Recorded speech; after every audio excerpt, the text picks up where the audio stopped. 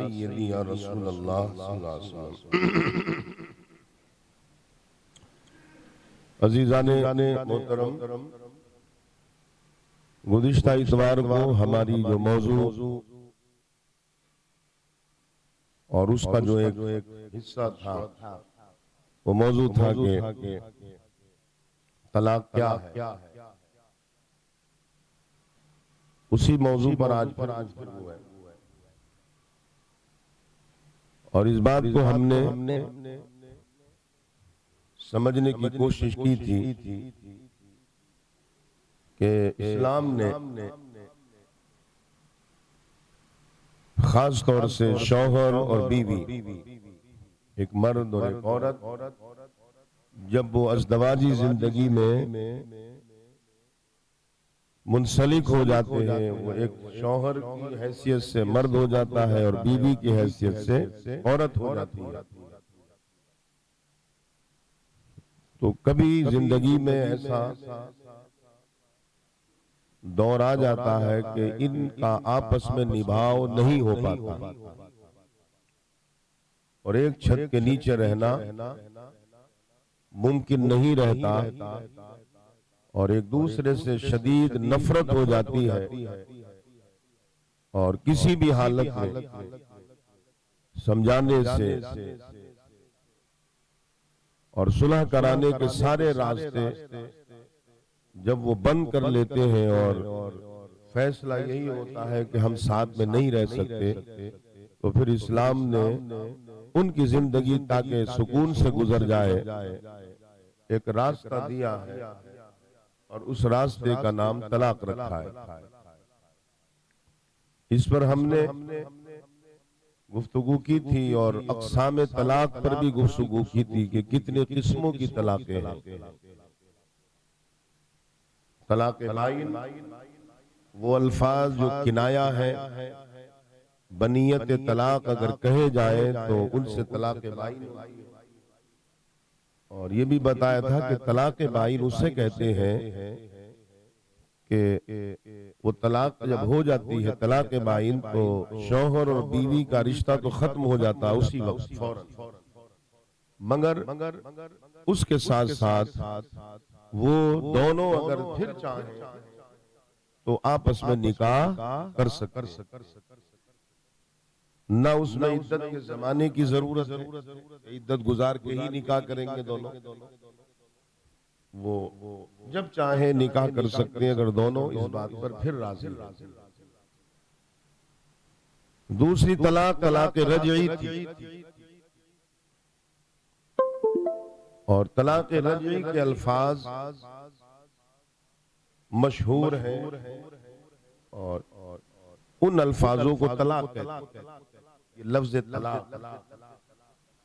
ये वो जुमला है कि जो मियाँ और बीवियों को अलहदा करने के लिए वाज़ेह जुमला है, ये तलाक जिसको कहते हैं। अगर किसी शख्स ने एक बार तलाक कहा तो उसके पास एक ऑप्शन, एक रास्ता इस्लाम ने दे रखा है कि इद्दत के जमाने तक, जब तक औरत इद्दत में है तो मर्द अगर चाहे तो रुजू कर सकता है। रुजू मतलब समझौता कर सकता है, राजीनामा कर सकता है। उसमें औरत की मर्जी को दखल नहीं है, मर्द के कहने से ही वो दोबारा से शौहर और बीवी बन जाए। इद्दत का जमाना निकल गया तो फिर वही तलाक हो गई जिसको तलाक़े बाइन कहते हैं। अब निकाह होगा नए तरीके से, शर्त यह है कि वो औरत भी निकाह करने के लिए राजी हो। दो बार अगर तलाक दी है तब भी यही प्रोसीजर होगा, यही रास्ता है। जमाने इद्दत तक रुजू कर ले और इद्दत का जमाना अगर निकल गया तो फिर निकाह जदीद करना पड़ेगा औरत की रजामंदी से। इसको तलाक रजई कहते हैं। तीसरी तलाक है तलाक मुगल्लज़ा। किसी शख्स ने अगर 3 बार तलाक दे दी और मैंने आपको बताया था कि वो चाहे एक वक्त में दे दे एक ही बैठक में दे दे, एक ही जगह दे दे, या वो एक एक करके महीने में दे दे, या एक एक करके साल में दे दे, 10 साल में दे दे, यानी 3 तलाकें जिस वक्त पूरी होंगी अब वो औरत उसके लिए हराम हो गई। अब उससे निकाह नहीं हो सकता, न इद्दत गुजार के निकाह हो सकता है, ना वो आपस में समझौता राजीनामा करें तो रह सकते हैं। अब वो औरत उसके लिए मुतलकन हराम हो चुकी है जिसने 3 तलाकें दे दी। बस उसके लिए वही रास्ता जो मैंने बताया था कि जिसको हलाला कहते हैं। तो हलाले का मतलब मैंने आपको बता दिया था कि हलाले का मतलब ये है इन तल्लक़ा फला तहिल्लु लहू मिन बाद हत्ता तनकिहा ज़ौजन गैरा।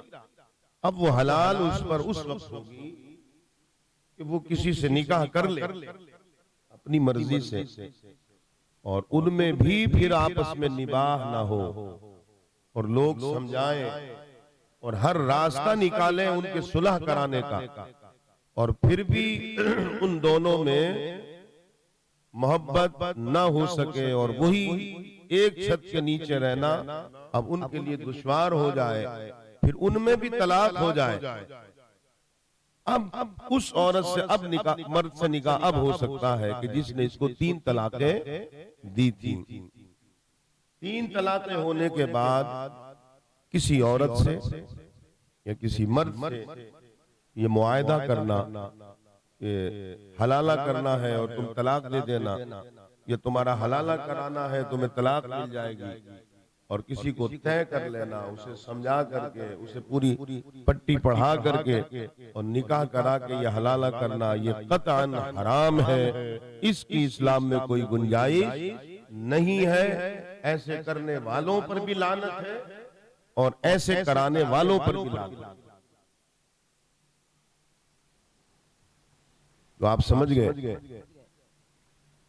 दूसरा मैंने बताया था कि खुला, मर्द को हक है तलाक देने का, औरत को हक है तलाक लेने का। बस फर्क थोड़ा सा इतना है कि मर्द को हक है तलाक देने का और औरत को हक है तलाक लेने का। ऐसा नहीं है कि औरत को बिल्कुल मजबूर कर दिया गया वो तलाक नहीं ले सकती। हाँ, उसे तलाक देने का हक नहीं है। वो अकली दलील भी मौजूद हैं और हालात देखते हैं आप। औरत के मिजाज में और मर्द के मिजाज में फर्क है। औरत जज्बाती होती है, जरा सी देर में नफरत के मारे ठिकाना नहीं और जरा सी देर में मोहब्बत के मारे ठिकाना नहीं, है कि नहीं। और आजकल के दौर में देखें तो सुबह से लेकर शाम तक कम से कम 150 तलाक औरतें देंगी अगर उन्हें हक दे दिया जाए तो। अगर मिक्सर संभलवाने में देर हो गई तब तलाक दे देंगे, अगर वॉशिंग मशीन टाइम पे नहीं संभलवाई तब तलाक दे देंगे, बाद में फिर रोटी फिरेंगे। तो ये जो अल्लाह ने निजाम बनाया है, तो क्योंकि अल्लाह ने पैदा किया ना औरत को भी मर्द को, तो जिसने बनाया है, भाई आप कंपनी देखते हैं तो मोबाइल कंपनी बनाती है, बहुत सारी मशीनरी तो जो बनाते हैं वो जानते हैं ना उसकी फितरत को, उसके पावर को। तो रब ने बनाया है ना औरत को भी मर्द को, तो रब से बढ़कर कौन जान सकता है कि किस किस को क्या इख्तियार दिया जाए। समझ गए आप। क्योंकि मर्द जो है वो फिर भी नजरअंदाज करता है। बाज औरत ऐसी हरकत कर देती है, ऐसा जलील कर देती है उसे कि वो सब कुछ करना चाहता है मगर फिर भी बर्दाश्त करके वो अपने घर की गाड़ी को, अपने घर की कश्ती को चलाता है। फिर वो हाँ, अब अगर कोई मर्द जालिम है, अगर कोई मर्द जालिम है और वो उसके हुकूक अदा ही नहीं करता बीवी के, न खाने देता है, न पहनने का इंतजाम है, बल्कि उल्टा उससे और मजदूरी कराता है और उसके पल्ले बन गया है और फिर जुल्म भी करता है बेपनाह, तो फिर अब औरत को भी हक है। तो पहला हक तो उसे ये दिया कि वो खुला ले ले, वो खुला ले ले। और इससे पहले हक ये दिया कि अगर कोई मर्द जुल्म करता है और हुकूक ज़ौजियत, जो एक बीवी के हुकूक है, वो अदा नहीं करता, तो उस औरत को चाहिए कि वो इस्लामी अदालत में जाए, महिला मंडल में नहीं, फैमिली कोर्ट में नहीं, बल्कि वो जाए अपने मजहब की अदालत में। अब जहां इस्लामी हुकूमत है वहां तो जाहिर बात इस्लामी निजाम है, लेकिन हमारे यहां पर भी अगर ये मसला किसी को दरपेश आता है तो वो फैमिली कोर्ट में या महिला मंडल में या पुलिस स्टेशन में अगर कोई जाता है तो मैं समझता हूं कि उससे बड़ा बड़ा कोई बेवकूफ है और ना ही उससे बड़ा कोई दीन का मजाक उड़ाने वाला है। आप जाइए अपनी इदारत शरइया में, हर शहर में, याद रखें, हर छोटे से छोटे शहर में, तो मुंबई तो बड़ा शहर है, हर छोटे से छोटे शहर में इदारत शरइया मौजूद है हमारी, इस्लामी अदालत। जानते हैं आप लोग इस्लामी अदालत को? मालूम है किसी को? कितने लोगों को मालूम है? जरा हाथ उठा के बताएं मुझे, इससे अंदाजा होगा। इदारत शरइया जिसको कहते हैं इस्लामी अदालत, वो कितने लोगों को मालूम है कि शहर मुंबई में भी है और हर जगह होती है?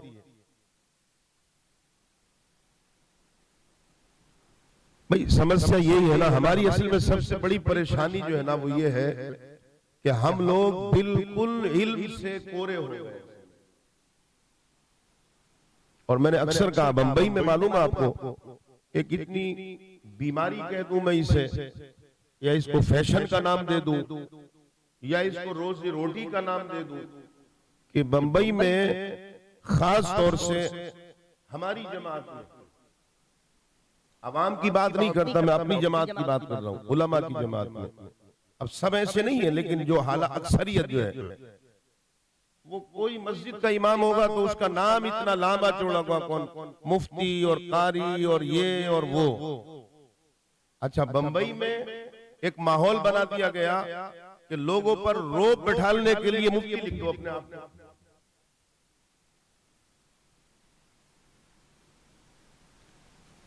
तो खाली टाइटल लगाने से बात नहीं चलती है, याद रखें आप। भाई आपके पास कार चलाने का लाइसेंस मुंबई का भी है, यूपी का भी है, और चले जाइए अमेरिका का भी है, लंदन का भी है, हर जगह आपने लाइसेंस ले रखा है, और आपसे अभी गाड़ी स्टार्ट करना आती है तो लाइसेंस तो आप जानते हैं ना, मिल जाते हैं।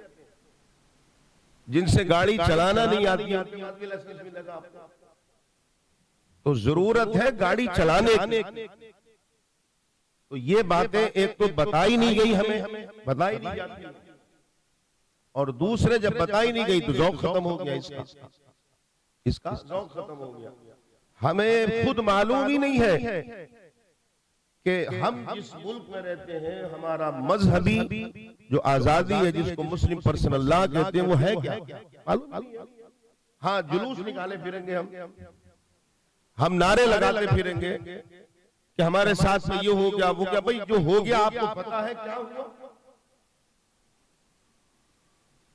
तो आपको ये मालूम होना चाहिए कि जो इदारत शरइया आपकी है, हर शहर में है, हर शहर में, वो इस्लामी अदालत वो है कि वहां का जो फैसला होता है, तो फैसला दिया जाता है, उस फैसले को ना तो आपका पुलिस स्टेशन चैलेंज कर सकता है, ना उसमें सवालिया निशान लगाएगा, ना सूबे की सरकार लगाएगी, ना सेंटर की सरकार लगाएगी, कोई आपके मामले में दाखिलत नहीं करेगा। शर्त यह है कि आपका फैसला आपकी अदालत से हुआ। समझ गया मेरी बात? तो कोई मर्द अगर जुल्म करता है, नानो नफा नहीं देता, सताता है, तलाक भी नहीं देता, तो अब उस औरत को चाहिए कि वो इस्लामी अदालत में जाए और वहां जाकर के अपनी शिकायत दर्ज करे, और दर्ज करके बताए कि ऐसे ऐसे मामला है। तो फिर इस्लामी अदालत क्या करती है, वो फिर सारा उसका एड्रेस, नाम, पता लिख कर वहां से फिर नोटिस जारी करती है उस मर्द को, और उसको तारीख देती है कि फला तारीख पर आप हाजिर हो। वो अगर जाएगा, हाजिर हो जाएगा, तो फिर उससे उसकी शिकायत सुनेंगे। कोशिश करती है इदारत शरिया के सुलह कराई जाए। पहले आपको बताया था कि कुरान कहता है कि सुलह कराओ आपस में, तो कोशिश ये होती है कि सुलह कराई जाए। अगर औरत की गलतियां हैं तो उसको समझाया जाए, मर्द की है तो उसको समझाया जाए।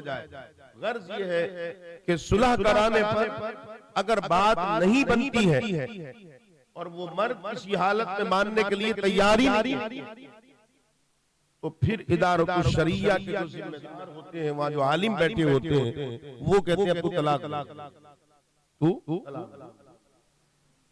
और उन्होंने नोटिस जारी किया, वो गए नहीं।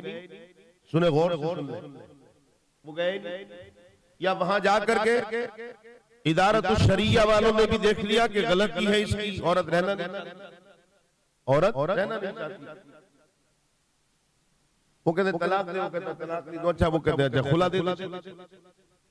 अगर तलाक नहीं देता तो खुला दे दे। यानी खुला में तलाक में फर्क बताया था ना मैंने आपको कि तलाक कोई अगर देगा तो महर भी छोड़ेगा, जो तहाइफ है वो भी छोड़ेगा, जो दागीना दिया है वो भी छोड़ेगा, नानो नफका भी देगा। और अगर औरत खुला लेती है, ये औरत की तलाक है। जैसे मर्द तलाक देता ना, तो अब औरत तलाक लेती है, तो जब औरत तलाक लेगी तो औरत को घाटा उठाना पड़ेगा।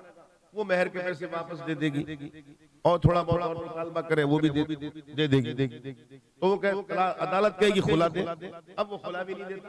ऐसे केस होते हैं ना, आपने सुने होंगे।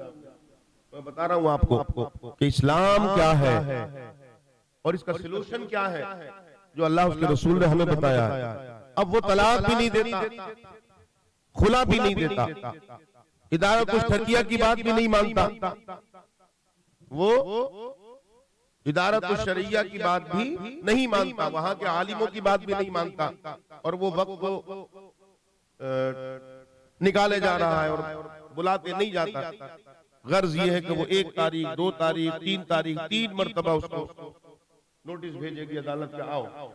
फिर भी नहीं आती है तो एक पेपर में भी निकाला जाता है, अखबार में, फिर भी नहीं आता है, तो अब उस अदालत का जो काजी है वो औरत को कहेगा जा, हमने तुझे तलाक दे दी, तू आजा, वहां से तलाक। इस्लाम ने फिर काजी को पावर दिया है शरीयत ने कि वो तलाक देगा, और वो तलाक देकर के फिर वो इद्दत गुजार के निकाह कर लेगी। उसके ऊपर ना कोई मुल्क का कानून नाफिज होगा, ना ही शरीयत में कोई गुनाह होगा उसका। सुना ये मसला कभी आप लोगों ने? नहीं सुना?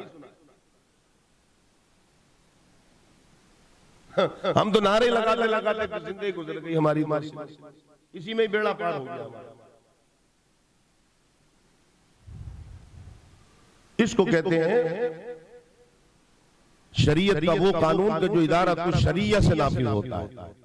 आप खुद सोचे ना भाई, एक मर्द तलाक भी नहीं देता, जो उसके हक है वो भी अदा नहीं करता और जुल्म करता, तो अब औरत क्या करेगी? तो क्या माज़अल्लाह सुब्ह माज़अल्लाह इस्लाम का कानून जुल्म पर बना है? नहीं, इस्लाम जो आया और ताजदार कायनात सल्लल्लाहु अलैहि वसल्लम जो तशरीफ लाए, वो मजलूमों को जुल्म से निजात देने के लिए आए, जुल्म कराने के लिए नहीं आए।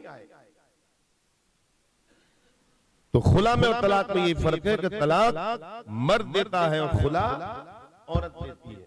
अच्छा, एक और फायदा है इसमें, देखिए मिजाज देखें आप, क्योंकि अल्लाह से बढ़कर कोई नहीं जान सकता। अल्लाह से बढ़कर कौन जानेगा अपने बंदों को या बंदियों को? तलाक अगर किसी ने दे दी,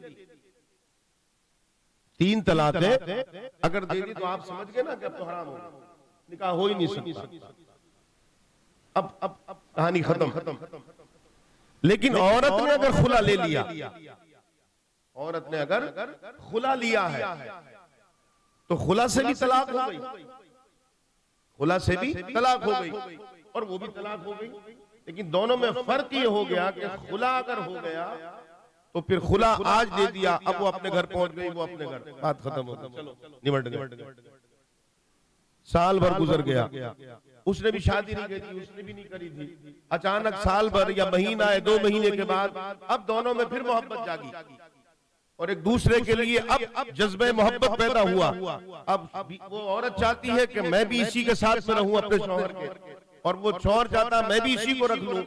तो खुला में ये फायदा है कि जब चाहे फिर निकाह कर सकते, हलाले की जरूरत नहीं है उसमें क्योंकि मर्द ने जब 3 मरतबा तलाक दी है तो मतलब ये है, इस्लाम ये बताना चाहता है कि तू मर्द होकर जब तूने 3 तलाकें दी तो अल्लाह ने जो तुझे फौकियत दी थी और तुझे सरदार बनाया था तो तूने सोच समझ के कदम क्यों नहीं उठाया। अब जब तूने 3 दी है तो फिर अब नहीं, अब हराम हो गई तेरे लिए। औरत ने जब खुला ले लिया तो फिर इशारा इस तरफ है कि ये बंदी मेरी, इसने भी गुस्से में, जज्बात में या परेशान होकर खुला ले तो लिया, मगर ए बंदी तू क्योंकि मर्द से अक्ल में थोड़ी कम है, हो सकता है तूने जज्बात में कदम उठा दिया हो, ले अब तू खुला ले ले, मगर तू जब चाहे जिस वक्त चाहे फिर निकाह कर लेना इससे। समझ गए आप? ये है तलाक और खुला में फर्क। बहरहाल मैं बता ये रहा था कि 3 तलाकें जब दे दी जाती हैं तो इसको तलाक मुगल्लज़ा कहते हैं। अब वो चाहे एकदम दे दी जाए, चाहे रुक रुक के दी जाए, चाहे जिंदगी में, पूरी जिंदगी में दी जाए, तो जब 3 तलाकें होंगी वो औरत उसके ऊपर हराम हो जाएगी। और ये अकीदा 3 तलाकों का पूरी उम्मत का चला आ रहा है। दौरे रिसालत में जो रिवायत लोग बयान कर देते हैं ना, ये गैर मुक़ल्लिद कि दौरे रिसालत में 3 तलाकों को 1 तलाक माना जाता था। ना तो इन्होंने उन वाक़यात को सही तरीके से पढ़ने की और समझने की कोशिश की है, समझ गए? और उसको जब नहीं समझा तो फिर उम्मत में बिगाड़ पैदा किया।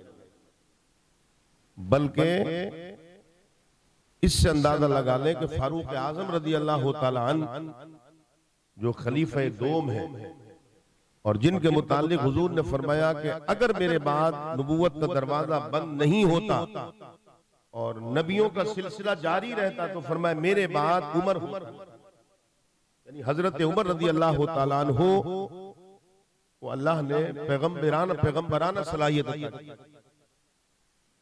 वो सलाहियत।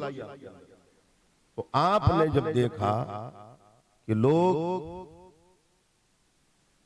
इस तरीके की गलत फहमियों का शिकार है कि 3 तलाकें दे करके 1 मानने का कुछ लोगों का अकीदा बन जाएगा, तो आपने बाकायदा फिर कानूनी हैसियत देकर एक कानून बनाया। आपने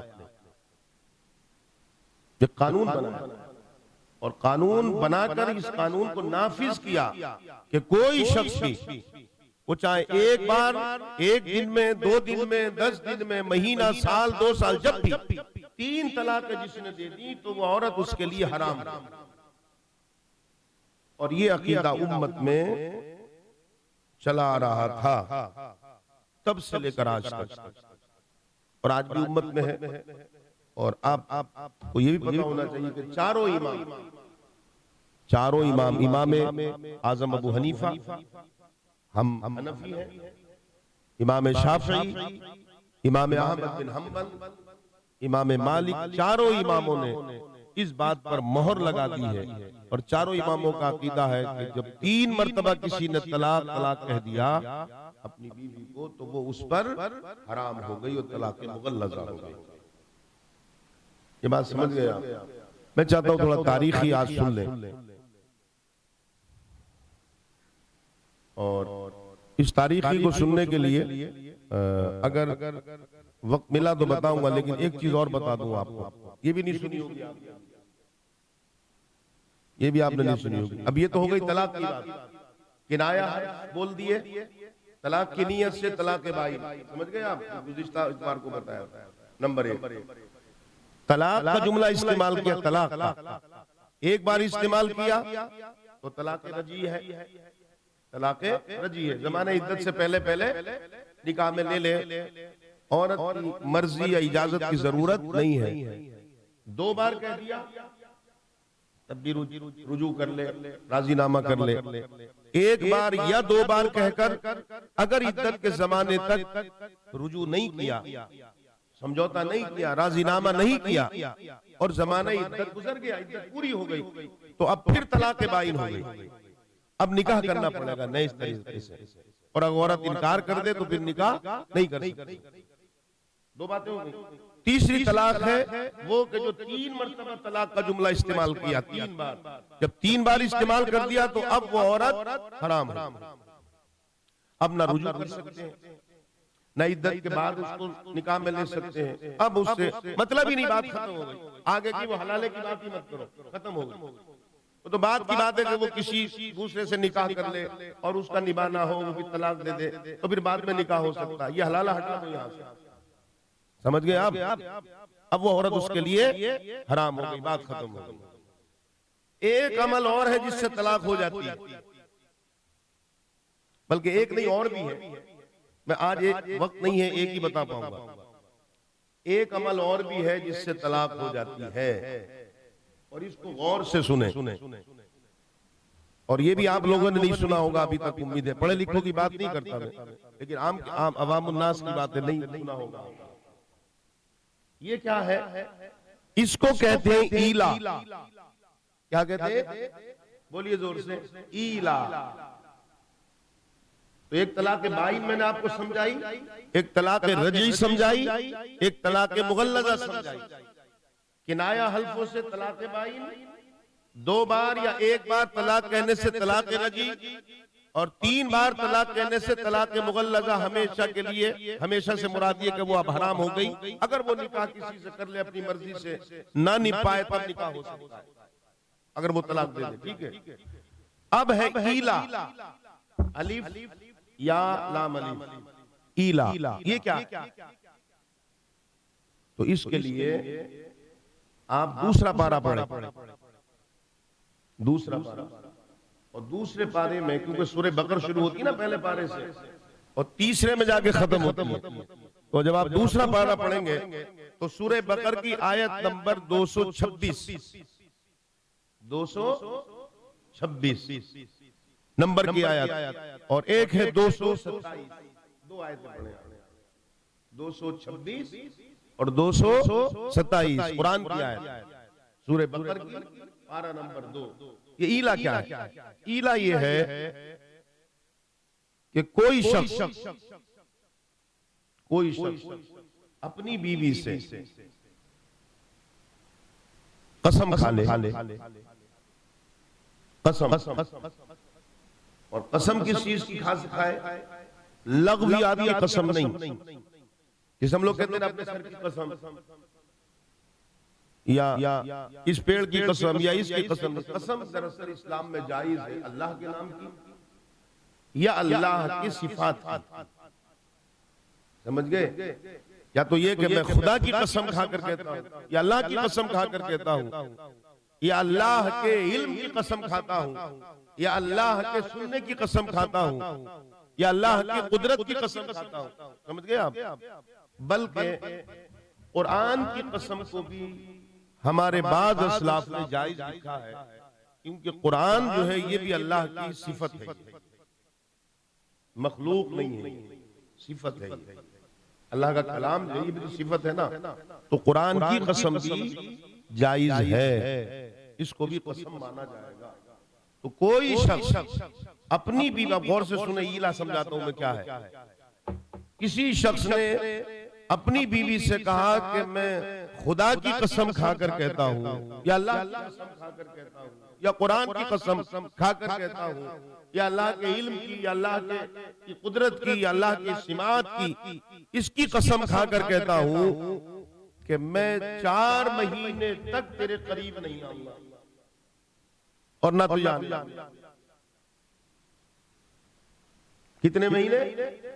गौर से सुने, फिर रिपीट करते रहे, इसको याद हो जाएगा कि मैं 4 महीने तक न तेरे करीब आऊंगा न तुझे आने दूंगा, और अल्लाह की कसम खा। इसको कहते हैं ईला। क्या कहते हैं? ईला। अब उसने कसम खा ली, अब उसने कसम खा ली, अब वो बीवी से अलग हो गया, बातचीत नहीं, कुछ नहीं, दूरी दूरी दूरी। तो याद रखें, 4 महीने के कितने दिन हो गए? 30 दूनी 60, और 60 दूनी 120 दिन हो गए ना। 120 दिन, 120 दिन के अंदर अंदर, 120 दिन गुजरने के अंदर अंदर अगर उसने अपनी कसम तोड़ दी और बीवी से कुर्बियत हासिल कर ली तो निकाह में रहेगी, तब तो निकाह रहा उसका, बीवी रहेगी। और 120 दिन का सूरज जब गुरूब होगा, इधर 120 दिन पूरे होंगे और उधर सूरज गुरूब होता होगा, उधर तलाक हो जाएगी उसकी। ये मसला सुना आप लोगों ने कभी? तो ये किताब का थोड़ी है, कुरान का बता रहा हूं। ये मसला कुरान का बता रहा हूं मैं, किसी किताब की बात नहीं बता रहा हूं आपको। ये कुरान है, उसका मैंने हवाला दे दिया ना आपको। सूरह बकर पढ़े आप लोग, जाके अपने अपने घरों में पढ़ना, अपने अपने घरों में कुरान पढ़ना। अभी आयत नंबर 226 और आयत नंबर 227 दूसरे पारे की सूरह बकर की आयत क्या है? लिल्लज़ीना युलूना मिन निसाइहिम तरब्बुसू अर्बाअति अशहुरिन मिनकुम। अल्लाह फरमाता है वो लोग जो कसम खा बैठते हैं अपनी औरतों के पास जाने की, यानी जो कुर्बियत करने की जो कसम खा बैठते हैं, तरब्बुसू अर्बाअति अशहुर, के 4 महीने वो करीब नहीं जाएंगे उनके। फ़इन फ़ाऊ, फिर अगर मुद्दत में वो 4 महीने के अंदर अंदर लौट आए और अपनी कसम को तोड़ दें, फ़इन्नल्लाह गफूरुर रहीम, तो अल्लाह फरमाता कि बेशक तुम्हारा अल्लाह वो है जो बख्शने वाला भी है और रहम करने वाला भी है, जाओ तुम्हें माफ कर देगा। ठीक है, आयत नंबर 226 हो गई। लेकिन आगे 227 में क्या कहता है? फरमाता है वइन अज़मुत तलाक, और फिर तुमने अगर नियत ही ये कर ली है कि तुम 4 महीने करीब जाओगे नहीं, यानी तुमने तलाक की नियत ही कर ली, तो फिर फ़इन्नल्लाह समीउन अलीम, तो फिर तुम्हारा परवरदिगार सुनता भी है और देखता भी है। 4 महीने पूरे होंगे तुम्हारे निकाह से बाहर, तलाक के बाई निकाह से बाहर, कसम खा ली और करीब नहीं गया, निकाह से बाहर, तलाक के बाइन पड़ गई। अब औरत की मर्जी है, निकाह होगा वरना निकाह नहीं होगा। अब यहाँ एक इजाला कर दूं, गलत फहमी में मत आ जाना। मैंने पहले बताया कि जरा समझने में गलती अगर हो जाए तो मसला कुछ से कुछ हो जाएगा। आपके जहन में ये सवाल पैदा होता हो कि ये कौन सा मसला कुरान का बता दिया। 2-2 साल सऊदी में रहते लोग, बहुत सारे मुंबई में भी 6-6 महीने, और मैं समझता हूँ साल 2-2 साल में जाते हैं। तो मैंने क्या कहा आपसे, कसम खाने पर है। वैसे आप 10 साल में जाइए कोई हर्ज नहीं, लेकिन अगर कसम खा ली है आपने किसी ने भी कि मैं 4 महीने तेरे करीब ना आऊंगा ना आने दूंगा, कसम खा कर कहता हूँ, और कसम खाकर मैं ये वादा करता हूँ अल्लाह की कसम, अल्लाह की सिफात की कसम, ये कहकर कसम खा ली। अब वो चाहे वहीं रहता हो या सऊदी में रहता हो या कहीं पर भी रहता हो, वो 4 महीने पूरे होंगे, तलाक बाइन हो जाएगी, निकाह से बाहर होगा। इसको कहते हैं ईला। अब 4 महीने के अंदर अंदर 4 महीने के अंदर अंदर वो ईले को तोड़ सकता, तोड़ेगा कैसे? कसम टूटेगी नहीं टूटेगी, फिर भी घाटे में जाएंगे, फ्री नहीं बचेंगे। इसलिए अल्लाह ने जो हमें कानून दिया है उसको खिलवाड़ करने के नहीं दिया है। शरीयत का जो कानून है वो खिलवाड़ करने का नहीं है, अमल करने का है। इसको खेल मत बनाओ, मजाक मत समझो अल्लाह के निजाम को। और अल्लाह के निजाम को अगर तुमने मजाक समझा तो फिर तुम्हें पता नहीं है कि तुम्हारे साथ से क्या होगा। दुनिया में तो जिल्लत होगी ही, मगर मरने के बाद सख्त अज़ाब होगा तुम्हारे ऊपर। तो अब अगर ये ईला खत्म करता है मर्द और 4 महीने से पहले अपनी बीवी से कुर्बियत हासिल कर ले तो कसम तो टूट गई, और जब कसम टूटी तो कफ़ारा देना पड़ेगा। समझ गए? अब कफ़ारा देना पड़ेगा, बगैर कफ़ारे के बाद नहीं बनेगी। तो फिर भी नहीं छूट रहे, क्यों कि खेल बनाया तुमने इस्लाम। तुम मालूम करो, पढ़ो करो उस पर। तो कफ़ारा क्या मालूम है किसी को? तो फिर कसमों के कुरान तो बहुत उड़वाए जाते हैं अपने आप। अगर कोई शख्स कसम खाए और वो कसम तोड़े तो उसका कफारा क्या है, किस लोगों को मालूम? नहीं मालूम। अच्छा, कब मालूम करोगे, कब सीखोगे भाई? कितनी कस्में खाई जाती है, नहीं खाई जाती है यहाँ पर। मैं तो देखता हूँ रोजाना कोई ना कोई कसम का केस होता ही है। तो ये कसम टूटती तो होगी कभी, जब टूटती है तो कफारा क्या है इसका? और याद रखें, कसम का कफारा वाजिब है, जो नहीं देगा बहुत बड़ा गुनाहगार है वो, अगर कसम का कफारा नहीं दिया, क्योंकि कुरान का हुक्म है कफारे का। चलो बता देता हूँ आज कसम का कफारा क्या है, सुन लो, याद कर लो और दूसरों तक पहुंचाओ। कसम का कफारा जो है याद रखें, लेकिन मैंने क्या बताया, कसम वो नहीं, क्या चलते फिरते कसम खाते फिर रहे, उसको नहीं कहते। कसम है कि अल्लाह के नाम की, अल्लाह के नाम की कसम खाई जाए और उसके सिफात की कसम खाई जाए और जिसका ताल्लुक शरीयत से हो, फिर तो उस कसम के कफारे हो कहते हैं। बाकी तो दिन में कितनी हम लोग आपस में कसम खाते नहीं खाते, तेरे सर की कसम और इसकी कसम, इसकी कसम, ये सब लग़वियात हैं, कसम नहीं कहते हैं। बहरहाल तो कसम का जो कफारा है याद रखें, उसको आप पढ़ भी लें और सुन भी लें, और हवाला दिए देता हूं, खुद पढ़ लेना। आप पढ़ें 7वां पारा, कौन सा 7वां पारा, और उसमें सूरह मायदा शुरू होती है 6ठे पारे से, 7वें में खत्म होती है जाके। तो 7वें पारे में सूरह मायदा की आयत नंबर 89, एक कम 90 यानी 89 नंबर की आयत, इसमें कसम का कफारा है कि कितना होना चाहिए। जो शख्स कसम तोड़े तो उसका कफारा कितना है। तो इसमें अल्लाह रब्बुल इज्जत फरमाता है कि वो लोग जो कसम खाते हैं और फिर वो कसम तोड़े, तो 3 चीजें हैं कसम के कफारे, 3 चीजें। नंबर 1, 10 मिस्कीनों को खाना खिलाना। कितनों को? 10 लोग। अब आप चाहें तो एक ही आदमी को 10 आदमियों का खर्चा दे दें तब भी हो जाएगा, या एक वक्त में 10 को खिला दे तब भी हो जाएगा, या एक आदमी को 10 दिन तक खिला दे। समझ गए? तीनों तरीके हैं। या तो आप 10 लोगों को एक साथ खिला दे, या एक ही आदमी को, मिसाल के तौर पर जैसे आपने देखा कि साहब 100 रुपए का खाना जो है वो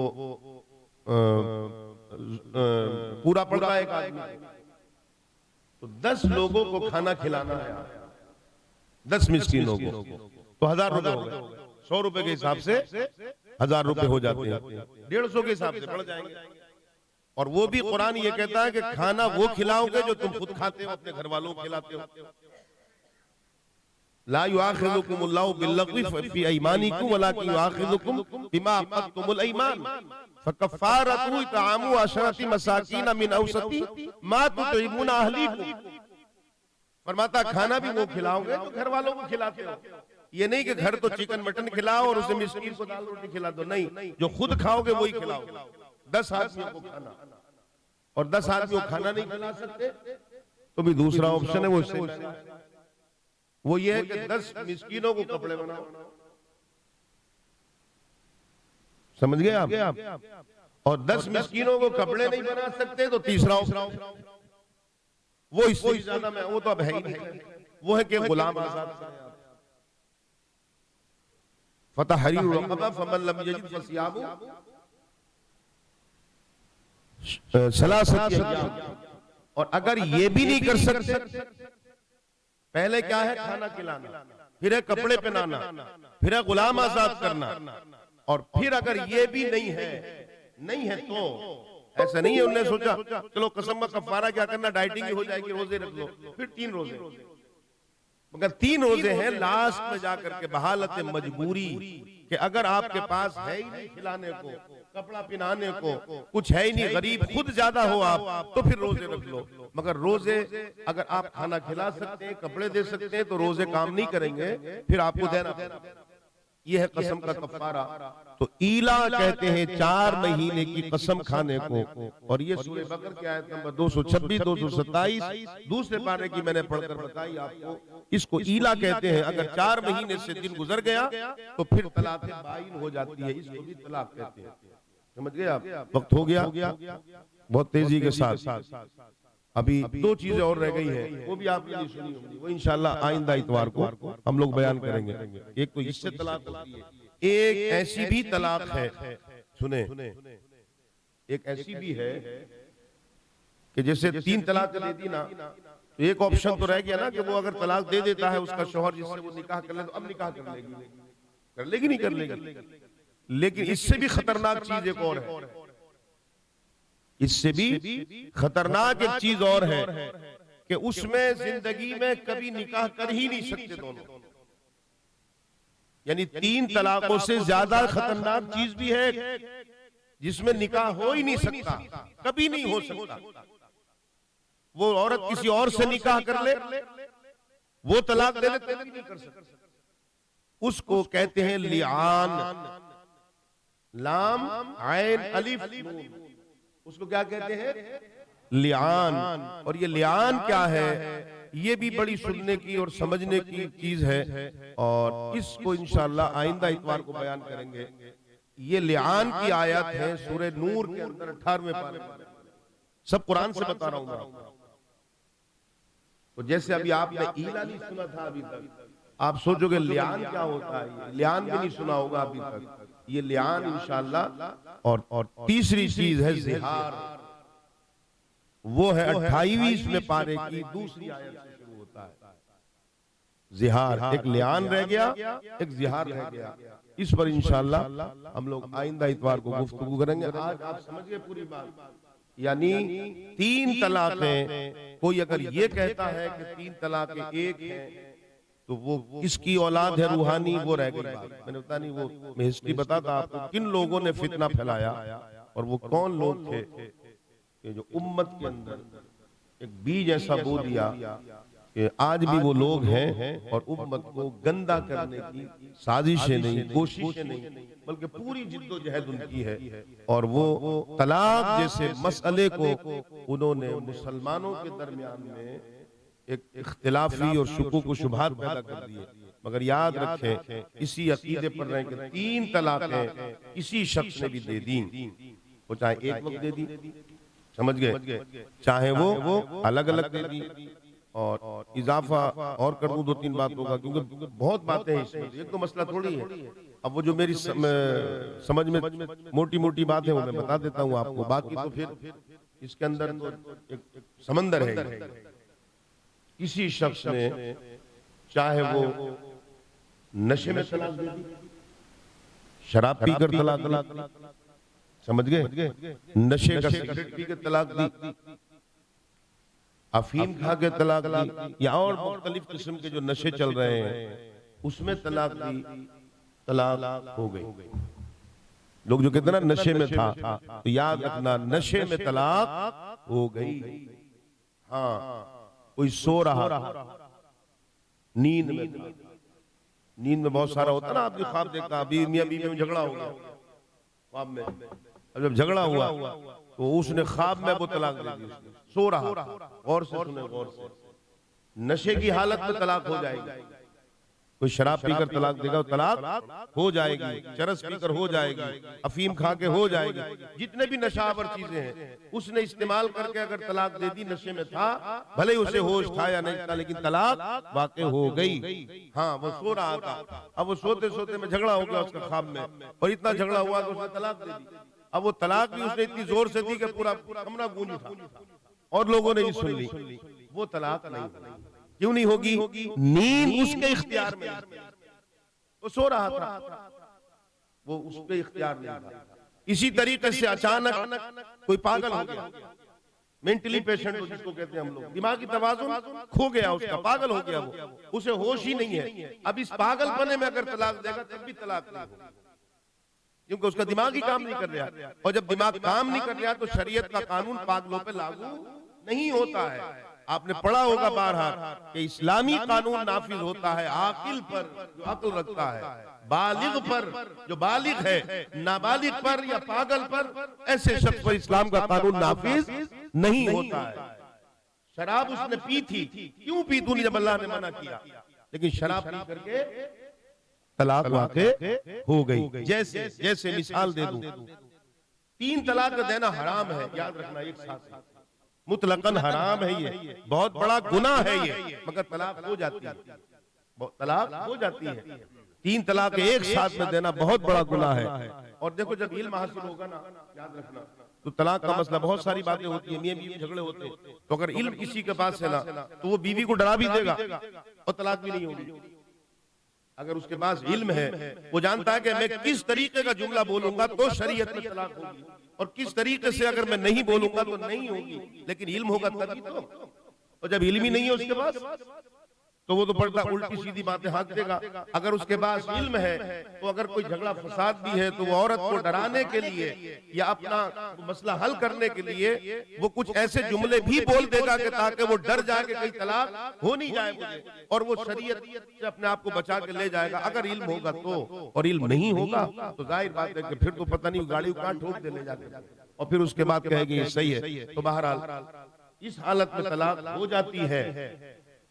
अब वो अलग मसला है, वो उसके लिए तो बहुत बड़ी तफ्तीश चाहिए, इन्वेस्टिगेशन जिसको कहते हैं, कि किसी शख्स को जबरदस्ती शराब पिला दी और तो फिर उसके लिए तहकीक चाहिए, ऐसे नहीं। बहरहाल इतना समझ लें कि शराब में तलाक हो जाएगी, किसी भी किस्म का नशा हो गया, पागल हो गया, अचानक दिमाग काम छोड़ गया, नींद की हालत में, इन हालतों में नहीं होती है, बाकी हर हालत में तलाक हो जाएगी। जो ये कहते हैं कि 3 तलाक हराम है और हराम काम नहीं होता, तो मैं आपको समझा रहा था, ये मिसाल दे दूं, रोजा किसी शख्स का हो, रोजा तो रोजा जब हो तो मुझे एक बात बताएं, शराब हराम है कि नहीं?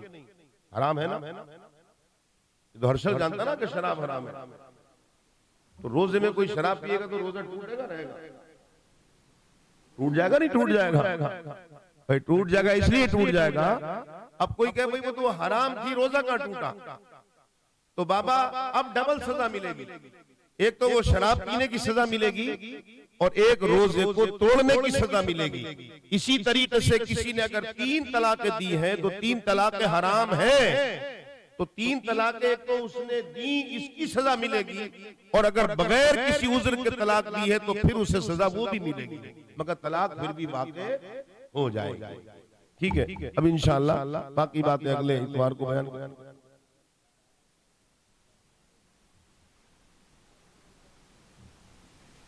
इस्लामी अदालत मुंबई में, ये सवाल करने का नहीं है, वैसे पूछ लेते। इस्लामी अदालत जो है वो अहले सुन्नत वल जमात की, जो है अहले सुन्नत वल जमात की, शायद वो पायदूनी पे है, और मुफ्ती महमूद अख्तर साहब जो हाजी अली के जो इमाम है, वो शायद उसके वो हैं, और मशहूर है वो, तो कोई मिल ही जाएगी, आप जब तलाश करेंगे तो मिल जाएगी। आप हर शहर में होगी, हर शहर में, कोई शहर नहीं है मुस्लिम पर्सनल लॉ बोर्ड जिसको कहते हैं। बस फर्क कितना है कि एक उनकी अदालत होगी कि जिनसे हमारा समझौता नहीं है, समझ गए आप?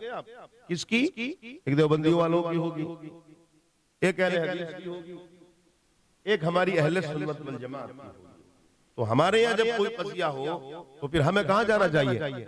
अहले सुन्नत वल जमात के पास, और उनका किया हुआ फैसला कोई रद्द नहीं। ये बात याद रखिए। लाइटें बंद करें, जिक्र करते हैं इंशाअल्लाह। अल्लाहुम्मा सल्ली अला बिस्मिल्लाहिर रहमानिर रहीम।